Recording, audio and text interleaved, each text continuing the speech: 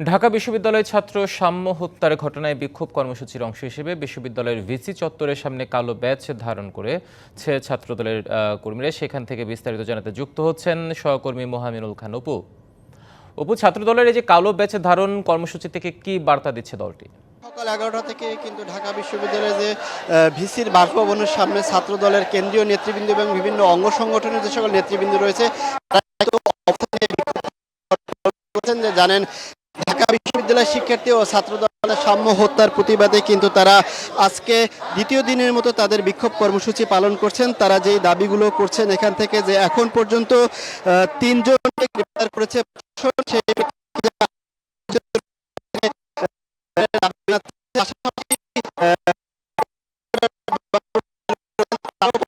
নগদ পেমেন্টে 500 টাকা পর্যন্ত ক্যাশব্যাক আর লেনদেনে প্রতিদিন ডিপ ফ্রিজ এবং ঘন্টায় ঘন্টায় এসি টিভি সহ দারুণ সব গিফট।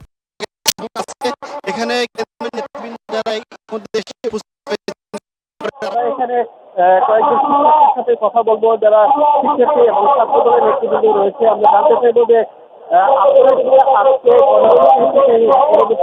উনি আসলে কথা বলতে চাচ্ছেন না, যেটি দেখতে পাচ্ছি যে ছাত্র পরবর্তী উনি আসলে কথা বলতে চাচ্ছেন না, যেটি দেখতে পাচ্ছেন যে ছাত্র দলের যে সকল নেতৃবৃন্দ তারা নানা স্লোগানে কিন্তু মুখরিত করে রেখেছে বিশ্ববিদ্যালয়ে বিসির বাসভবনের সামনে, এবং তারা যে বারবার যে দাবিটি করছেন, যারা এই হত্যাকাণ্ডের সাথে জড়িত তাদেরকে দ্রুত গ্রেপ্তারের দাবি জানাচ্ছেন। পাশাপাশি আমরা শাহবাগ থানা পুলিশের সাথে কথা বলেছিলাম।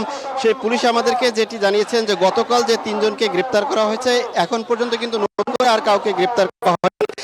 তবে এই ভিসি চত্বরে কোন পর্যন্ত এই অবস্থা কর্মসূচি চলবে সেই বিষয়টি কিন্তু স্পষ্ট নয়। গতকালকে ছাত্র দলের যে কেন্দ্রীয় নেতৃবৃন্দ সহ বিভিন্ন অঙ্গ সংগঠনের যারা ছিলেন তারা এই ভিসি চত্বরে। অপু, আপনাকে ধন্যবাদ আমাদের সাথে যুক্ত হওয়ার জন্য।